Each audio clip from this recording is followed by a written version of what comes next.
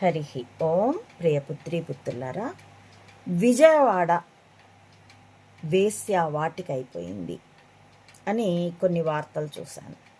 దానికంటే ముందు ఇప్పుడు కొమ్మినేని శ్రీనివాసరావు అనే సీనియర్ జర్నలిస్ట్ 70 ఏళ్ళు ఉంటాయట. ఈనాడుతో చాలా కాలం కలిసి ప్రయాణించాడు.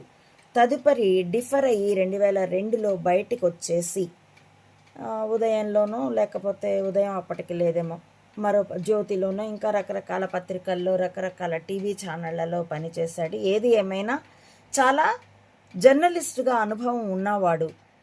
అతడు కండక్ట్ చేసిన ఇంటర్వ్యూలో అమరావతి అంతా వేశ్యలే అన్నటువంటి కృష్ణరాజుని అరెస్ట్ చేయలేదు అన్నవాడిని, ఆ తప్పుని దిద్దినవాడు, క్షమాపణ చెప్పినవాడు. అయినా కానీ ఏదో ఒక వంక కావాలి.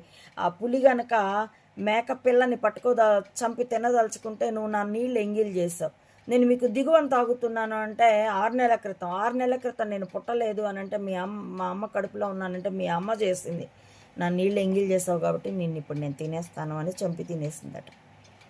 రాజు తలుచుకుంటే దెబ్బలకి కొదవా, కానీ రాజరికం కాదు, ట్యాంపర్తో రాజరికం అనుకొని చెంబాకూటమి ఎగిరెగిరి పడుతుంది.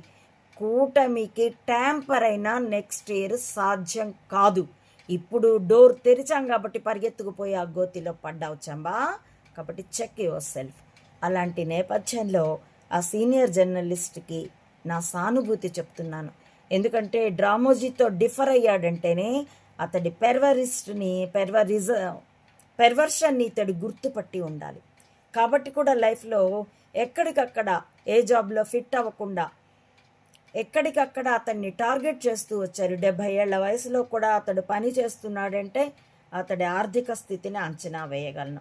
అదిగాక టార్గెట్ చేసి మన ఆదాయాల వనరుల్ని తగ్గించడము, ఖర్చులు పెంచడము, అసలు జాబ్లో ప్రశాంతత లేకుండా మనమంతటే మనం బయటకు వచ్చేటట్టు చేయడం నాకు అనుభవమే.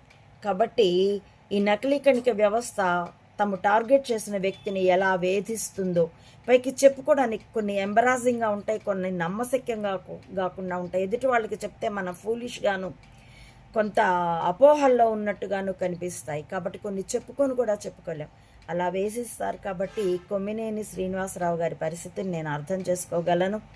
ఆయన పడుతున్న కష్టానికి నా సానుభూతి, ఈశ్వరుడు ఆయనకి మరింత ఆత్మస్థైర్యాన్ని ఇవ్వాలని కోరుకుంటాను. ఈ నేపథ్యంలో కొనసాగిస్తున్నానండి. అసలు మెరక వీధి ప్రతి ఊరిలో ఉండేది ఒకప్పుడు. ఆ మెరక వీధిలో ఉండేవాళ్ళు గౌరవనీయంగానూ ఉండేవాళ్ళు, చాలా సంపత్తో ఉండేవాళ్ళు.